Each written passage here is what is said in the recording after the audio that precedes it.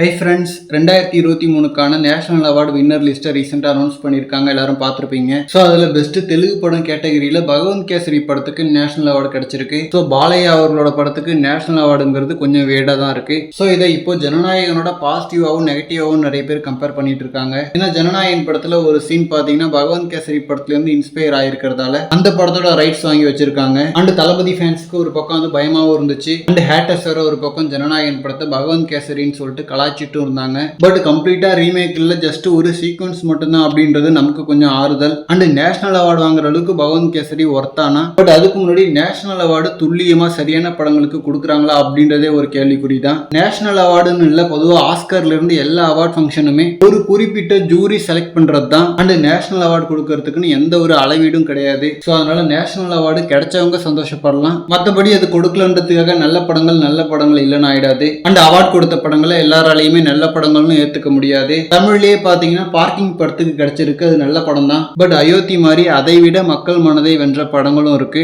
And இன்னொரு பக்கம் parking படத்துக்காகவே MS Bhaskar அவர்களுக்கு கிடைச்சிருக்கு, அது ஒர்த்து. அண்ட் அதே மாதிரி வாத்தி படத்துக்கு GV பிரகாஷ் அவர்களுக்கு கிடைச்சதும் கொஞ்சம் ஆச்சரியம் தான். ஏன்னா GV பிரகாஷ் இதை விட எத்தனையோ தரமான ஆல்பம்ஸ் எல்லாம் போட்டிருக்காரு, அப்பெல்லாம் அவருக்கு கிடைக்கல. அண்ட் ஒரு பக்கம் ஜவான் படத்துக்காக ஷாருக் கான் அவர்களுக்கு கொடுத்திருக்காங்க. ஸோ இவங்க என்ன பேசிஸ்ல செலக்ட் பண்றாங்கன்னே தெரியாது. அண்ட் VFX-க்காக லியோ படத்துக்கு கொடுத்திருக்கலாம். மெயினா ஹைனா சீக்வன்ஸ் சூப்பரா பண்ணியிருப்பாங்க. VFX அவார்டு பாத்தீங்கன்னா ஹனுமான் அப்படின்ற படத்துக்காக போயிருக்கு. அதுல படம் ஃபுல்லா VFXன்றதால கொடுத்துட்டாங்க போல. பட் ஓகே, கிடைக்கலன்னு வருத்தப்படுறவங்களுக்கு 100% அக்யூரேட்டான ஒரு அவார்ட்லாம் இல்ல. ஓகே ஃப்ரெண்ட்ஸ், நேஷனல் அவார்டு பத்தி உங்களோட கருத்துக்களை கமெண்ட்ல சொல்லுங்க. தேங்க்யூ.